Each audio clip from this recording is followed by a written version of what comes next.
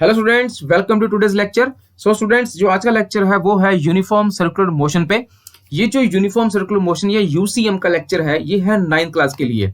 देखो, जो यूसीएम का लेक्चर है या यूसीएम का जो टॉपिक है वो बहुत ज्यादा कॉम्प्लेक्स टॉपिक है। अगर आप 11वीं क्लास में मतलब 11th क्लास में पढ़ रहे होते, 11th क्लास का यूसीएम वाला टॉपिक बहुत ज्यादा डिटेल और टेक्निकल टॉपिक है। बट क्योंकि हम ये टॉपिक सिर्फ 9th क्लास के लिए कर रहे हैं, इसलिए हम अपना लेवल ज्यादा नहीं बढ़ाएंगे। कॉमन सी बेसिक सी बातें करेंगे ताकि आपको यूसीएम का अंदाजा हो जाए। ठीक है, मैं एक एडवांस लेक्चर भी लेके आऊंगा यूसीएम का।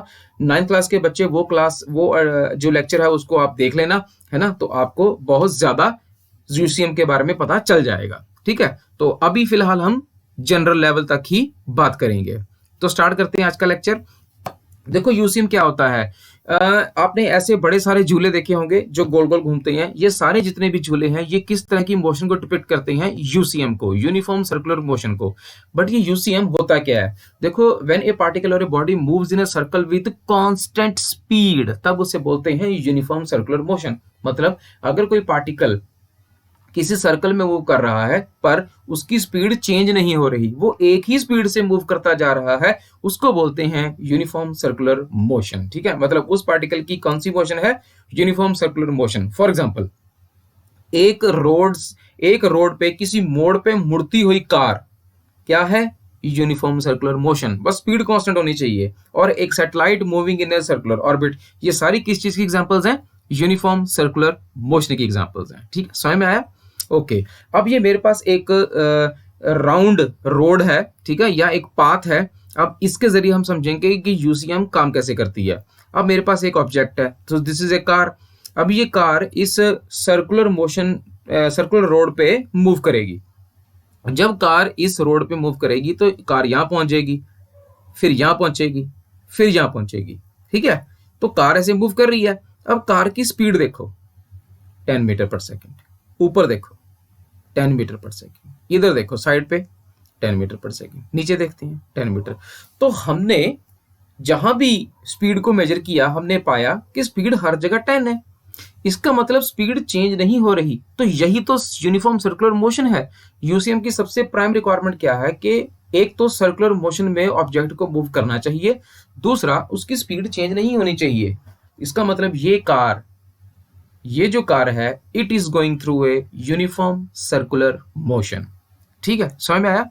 अब magnitude of speed is constant everywhere, ये पक्का है क्योंकि हर जगह स्पीड सेम है। मैग्नीट्यूड का मतलब होता है वैल्यू, यहां पे स्पीड की वैल्यू चेंज नहीं हो रही। समझ में आया? ओके, अब अगर स्पीड चेंज नहीं हो रही तो चेंज क्या हो रहा है? अब देखो, मैंने 4 पोजीशन बनाई है, ए बी सी डी। आप ए पोजीशन पे देखो जरा, स्पीड कितनी है? 10। डायरेक्शन क्या है? नॉर्थ। यहां पे आपको ऐसे लगेगा कि कार नॉर्थ की तरफ जा रही है। अब आप ऊपर देखो, स्पीड कितनी है? 10। यहां पे आपको लगेगा कि कार वेस्ट में जा रही है।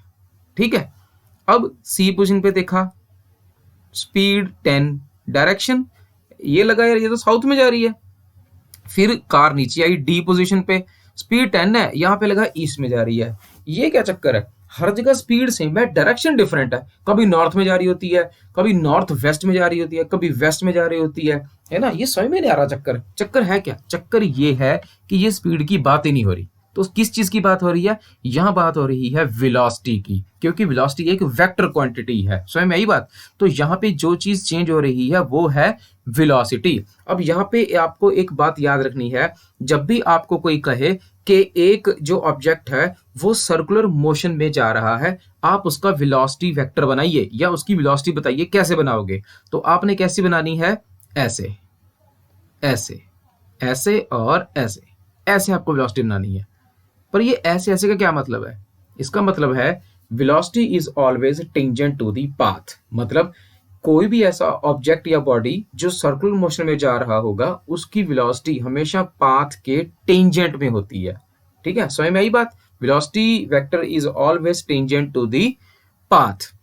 चलो, अब क्वेश्चन ये है कि वेलोसिटी चेंज क्यों हो रही है। उसके पहले हमको ये जानना चाहिए कि वेलोसिटी एक वेक्टर क्वांटिटी है।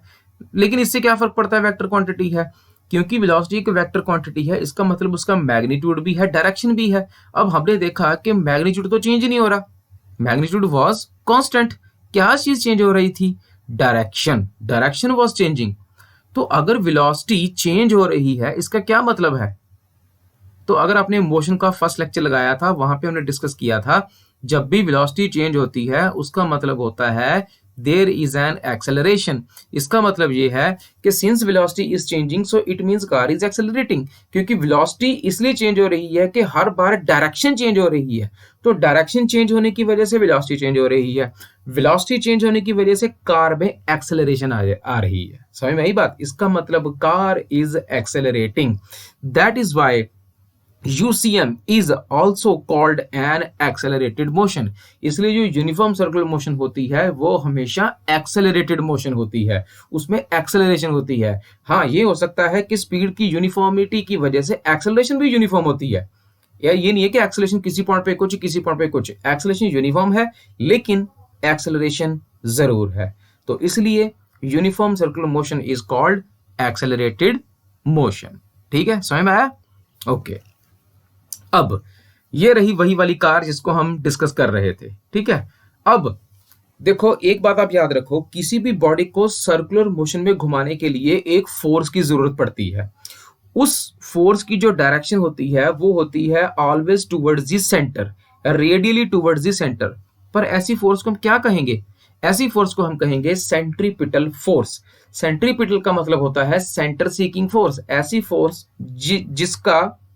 जिसकी डायरेक्शन सेंटर की तरफ होती है। अब इस रेड वाले पाथ पे किसी भी पॉइंट पे फोर्स की डायरेक्शन देख लो, वो आपको टुवर्ड्स द रेडियस ही नजर आएगी। तो ऐसी फोर्स जो किसी ऑब्जेक्ट को सर्कुलर मोशन में घुमा सकती है, ऐसी फोर्स को बोलते हैं सेंट्रीपिटल फोर्स। ठीक है, समझ में आया? डायरेक्शन कहां होती है? Towards the centre. ओके, तो अब मेरे पास एक सर्कुलर पाथ है, उसका रेडियस r है। मैंने ये देखना है कि कोई ऑब्जेक्ट अगर इस सर्कुलर पाथ में मूव कर रहा है तो उसकी स्पीड कितनी है। अब स्पीड का फॉर्मूला आपको पता ही है, simple formula distance upon time. लेकिन यहाँ पे डिस्टेंस क्या है?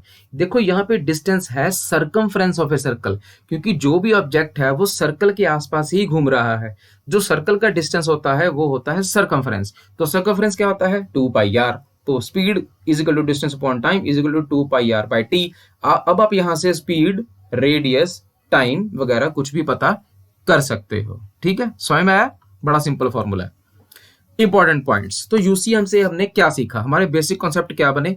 पहला कॉन्सेप्ट हमारा बना कि यूसीएम में हमेशा स्पीड कांस्टेंट होती है लेकिन वेलोसिटी चेंज होती रहती है, जिसके कारण बॉडी में एक्सेलरेशन आती है। ठीक है, दूसरा हमने ये सीखा कि velocity is always tangent to the path. अगर कोई पार्टिकल बॉडी सर्कुलर मोशन में जा रहा है तो उसकी वेलोसिटी हमेशा टेंजेंट टू द पाथ होगी। और तीसरा बड़ा ही इंपॉर्टेंट, जो सेंट्रीपिटल फोर्स होती है और सेंट्रीपिटल एक्सेलरेशन दोनों की जो डायरेक्शन होती है वो it always acts towards the centre. ये हमेशा सेंटर की तरफ होती है। ठीक है दोस्तों, तो स्टूडेंट्स आज हमने एक बड़ा सिंपल सा टॉपिक किया था यूसीएम। 9th क्लास में इतना ही है।